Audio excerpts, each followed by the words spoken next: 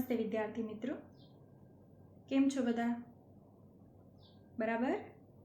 આજે આપણે ધોરણ 12 ઇતિહાસ પહેલા પ્રકરણના ચોથા વિભાગમાં મળી રહ્યા છીએ.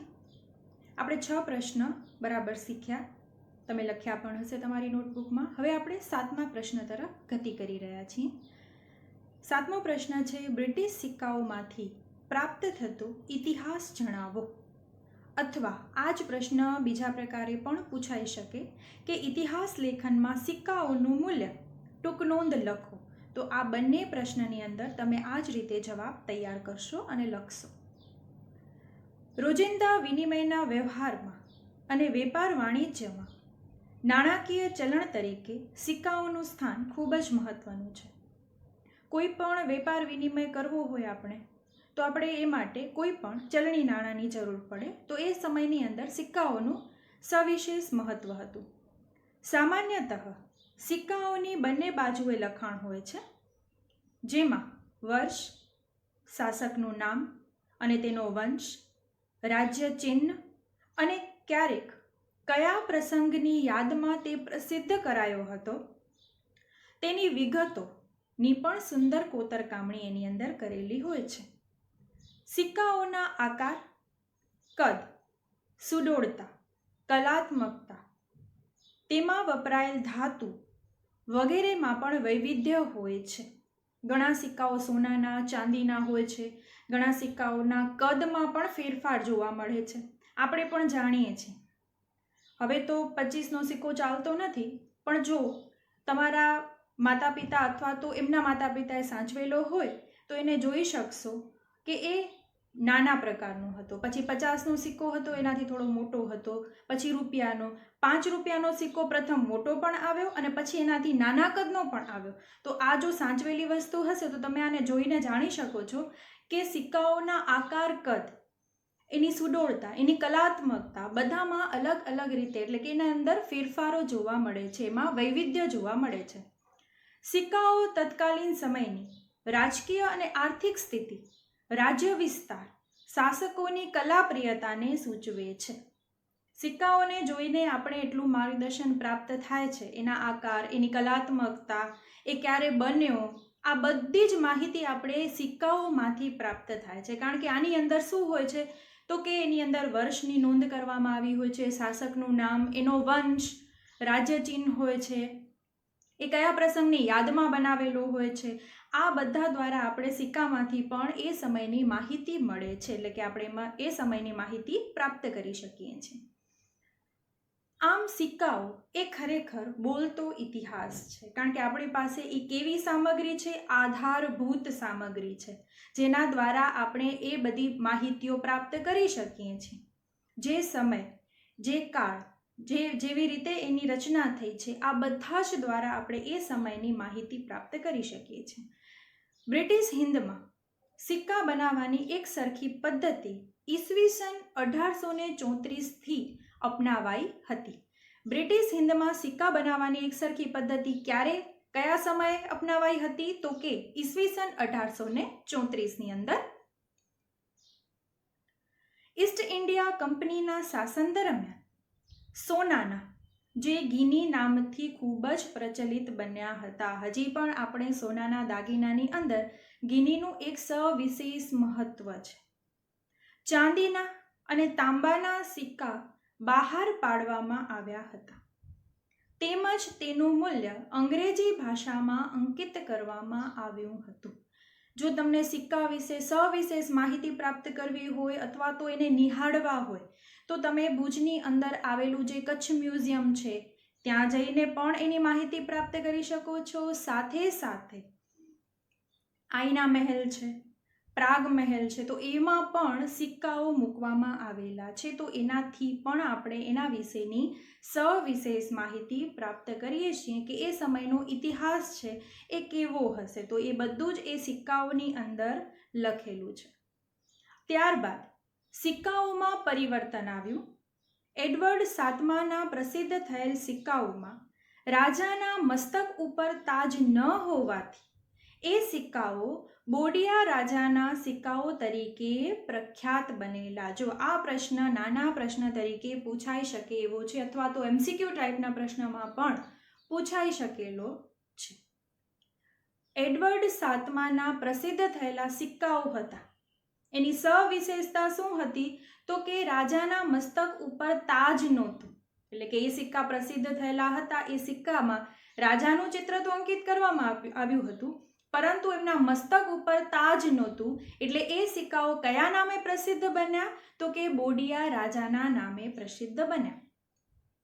ત્યારબાદ વાત કરીએ તો રાજા જ્યોર્જ પંચમના સિક્કા તાજ સાથેના અને શાહી પોશાક ધારણ કરેલા પ્રસિદ્ધ કરાયા હતા.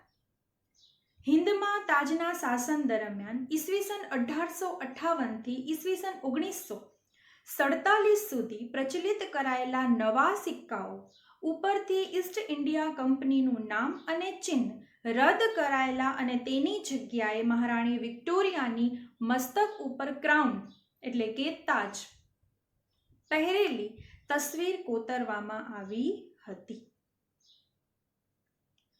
તેમજ તેની ઉપર અંગ્રેજીમાં વિક્ટોરિયા ક્વીન અને ઇન્ડિયા કોતરેલા સિક્કાઓ બહાર પાડવામાં આવ્યા હતા. તે સમયનો 1 રૂપિયાનો સિક્કો શુદ્ધ ચાંદીનો બનેલો હતો. થેના અને શાહી પોશાક ધારણ કરેલા પ્રસિદ્ધ કરાયા હતા. આમ બ્રિટિશ સિક્કાઓમાંથી તેમનો ઇતિહાસ જાણવા મળે છે. સિક્કાઓનું કેટલું મહત્વ છે, કારણ કે આ એક બહુ જ મહત્વની આધાર સામગ્રી છે.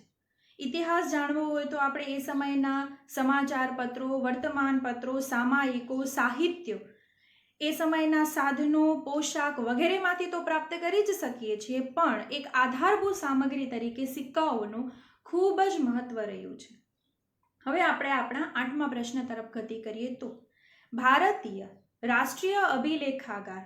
અભિલેખાગાર તમને વારંવાર આ શબ્દ આવશે. આ શબ્દનો અર્થ જાણીએ તો મ્યુઝિયમ તરીકે, એટલે કે જ્યાં આ બધી માહિતીને સંગ્રહિત કરવામાં આવેલી હોય એને અભિલેખાગાર કહેવાય. વિશે ટૂંકમાં માહિતી આપો. અર્વાચીન ભારતનો સળંગ અને ક્રમશઃ ઇતિહાસ જાણવા માટેની ઐતિહાસિક સાધન સામગ્રી વિપુલ પ્રમાણમાં મળી આવી છે. આ માહિતી ભારતમાં રાષ્ટ્રીય અભિલેખાગારમાંથી મળી આવે છે. રાષ્ટ્રીય અભિલેખાગારની કચેરી અને પુસ્તકાલય દિલ્હીમાં આવેલા છે. અલબત્ત લગભગ દરેક રાજ્યમાં પણ રાજ્ય કક્ષાના અભિલેખાગાર, દફતરખાનું, પુરાતત્વ ખાતું અને માહિતી પ્રસારણ ખાતું વગેરે હોય છે, જે આપણા ભુજમાં પણ આવેલું છે. ગુજરાતમાં ગાંધીનગર ખાતે પણ આવી કચેરીઓ આવેલી છે. રાષ્ટ્રીય અભિલેખાગારમાં 18મી 20મી સદી પૂર્વાર્ધ સુધીના મહત્વના બ્રિટિશકાલીન દસ્તાવેજો, ગ્રંથો, અહેવાલો, પત્રવ્યવહારો, પુસ્તકો, અખબારો, સામાયિકો વગેરેની ફાઇલો વગેરેના મૂલ્યવાન સંગ્રહક છે. લેખકો અને સંશોધકોને તે ખૂબ ઉપયોગી બને છે. હવે કોઈ પણ વ્યક્તિને જો કોઈ પણ મુદ્દે PhD કરવી છે, ખાસ કરીને ઇતિહાસની બાબતો, તો એના માટે કઈ કઈ બાબતો બહુ મહત્વની બની રહેલી છે? તો એ સમયમાં લખેલા અહેવાલો હોય, સામાયિકો હોય, પત્ર વ્યવહારો થયેલા હોય, પુસ્તકો હોય, એની જે બધી ફાઇલો છે, આ બહુ જ મહત્વની આધાર સામગ્રી તરીકે એનો ઉપયોગ કરીને એના તરફનું ઊંડાણપૂર્વકનું સંશોધન કરી શકે છે.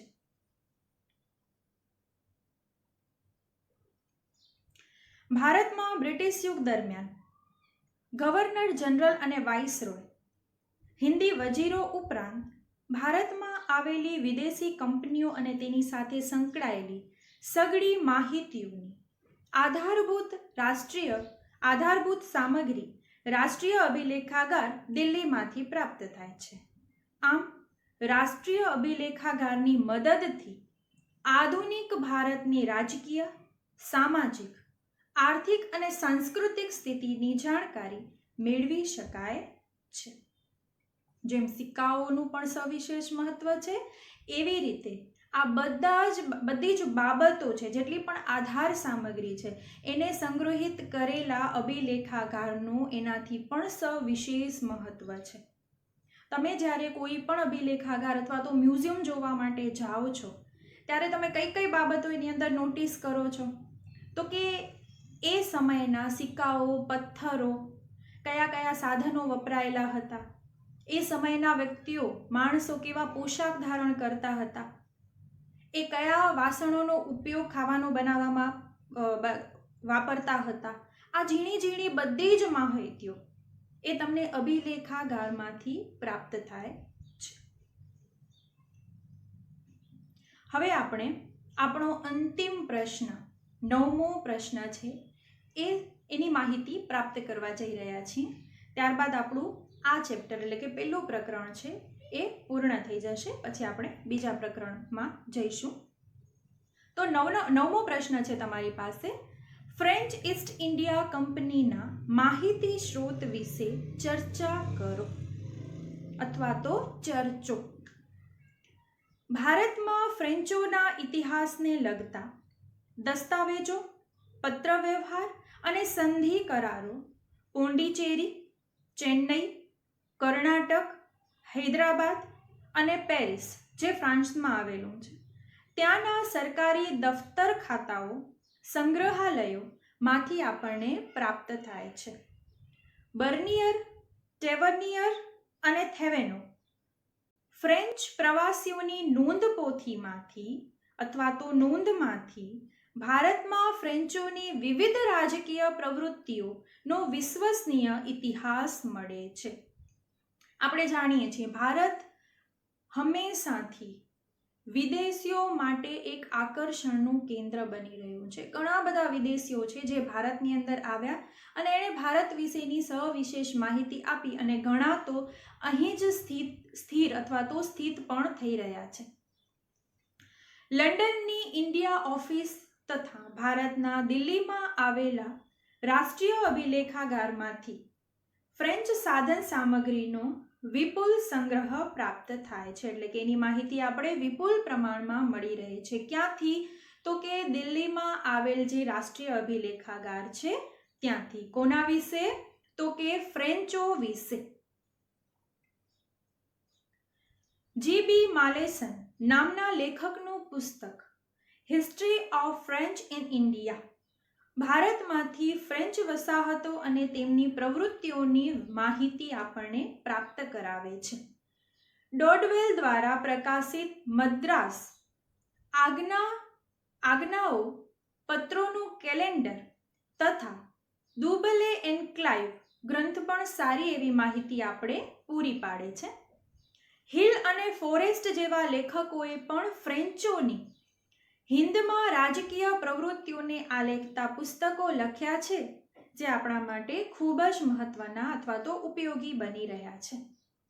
લોરેન્સે લખેલ એંગ્લો ફ્રેન્ચ સંઘર્ષ નિરૂપતા પુસ્તક, જેના 12 ગ્રંથો પ્રસિદ્ધ છે, એટલે કે એ શ્રેણી પ્રકારના છે, જેની અંદર 12 ગ્રંથો આપણને પ્રાપ્ત થયા છે. અને આનંદ રંગ પિલ્લઈની નોંધનું ખૂબ જ મહત્વ છે.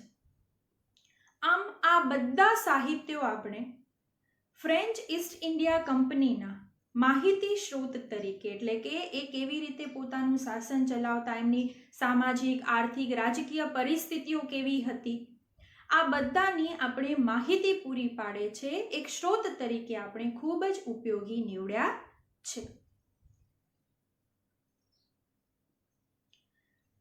હવે આ પ્રશ્ન સમજ્યા બાદ આપણે ગૃહ કાર્યની અંદર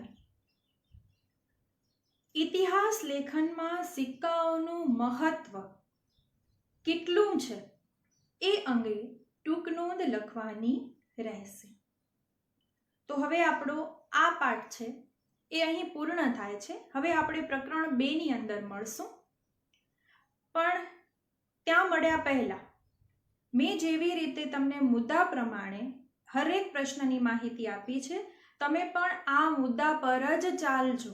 જો આ મુદ્દા દ્વારા તમે તૈયારી કરશો તો તમને સરળ પણ રહેશે અને તમારા પ્રશ્ન પણ રેડી થતા જશે. અને મેં ખાસ તો મોટા પ્રશ્નો એટલે લીધા છે કે આનામાંથી ઇતિહાસની અંદર બહુ જ નાના નાના પ્રશ્નો, MCQ ટાઈપના પ્રશ્ન એ લીટીએ નીકળી શકે છે. એટલે જો તમે આવી રીતે એક મોટો પ્રશ્ન તૈયાર કરશો તો તમને નાના નાના પ્રશ્ન કરવા માટે વિશેષ તૈયારી નહીં કરવી પડે, પણ આમાંથી જ આ બધા પ્રશ્ન તૈયાર થઈ જશે. તો હવે આપણે પ્રકરણ 2માં મળીશું. નમસ્તે.